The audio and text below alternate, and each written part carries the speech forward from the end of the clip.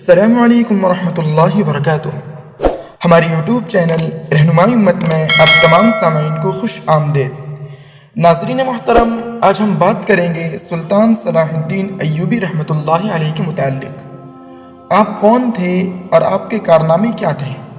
تاریخ کا ہر طالب علم سلطان صلاح الدین ایوبی کے نام سے بخوبی واقف ہوگا، کیونکہ آپ امت مسلمہ کے ایک عظیم مرد مجاہد، وہ مرد قلندر، وہ مرد سکندر تھے۔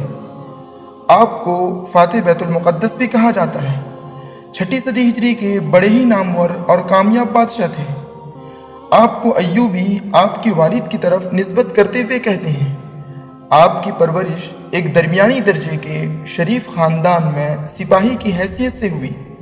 بادشاہ بننے کے بعد آپ اپنی پوری زندگی بڑے ہی مجاہدے اور صبر کے ساتھ گزاری۔ آپ اپنی زندگی کا مقصد صرف ایک ہی چیز بنایا تھا کہ اگر دنیا میں جینا ہے تو اللہ کے نام کے ساتھ جینا ہے، اور اگر مرنا ہے تو اللہ کے نام کے ساتھ مرنا ہے۔ آپ ہی نے قبلہ اول یعنی بیت المقدس کو آزاد کروایا، جو تقریباً 90 سال سے عیسائیوں کے قبضے میں تھا۔ یہ وہی قبلہ اول ہے جہاں حضور صلی اللہ علیہ وسلم نے انبیاء کرام کی امامت کروائی تھی اور پھر وہاں سے آسمان کا سفر کیا تھا۔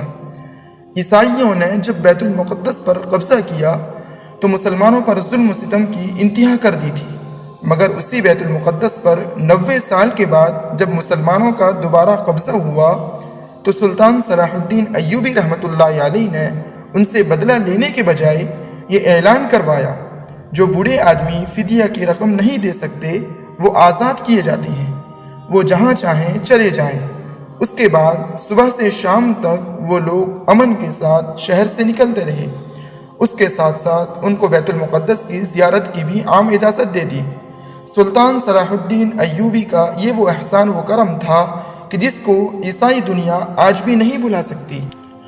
سلطان صلاح الدین ایوبی رحمۃ اللہ علیہ جہاں ایک طرف مصر و شام کے بادشاہ تھے تو وہیں دوسری طرف ایک سچے، اچھے، پکے مسلمان بھی تھے۔ علم اور اہل علم سے بڑا لگاؤ تھا۔ وہ خود بھی عالم تھے، نماز کے بڑے پابند تھے۔ بیماری کی حالت میں بھی امام کو بلا لیتے اور کھڑے ہو کر نماز ادا کرتے۔ ایک موقع پر فرمایا کہ سالہ سال ہو گئے مگر میں نے ایک نماز بھی بغیر جماعت کی نہیں پڑھی۔ تعجب کی بات تو یہ ہے کہ بادشاہ ہونے کے باوجود عمر بھر زکوٰۃ فرض ہونے کی نوبت ہی نہیں آئی۔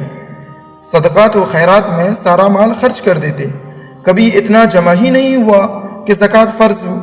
قرآن شریف سنتے تو اکثر آنکھوں سے آنسو جاری ہو جاتے۔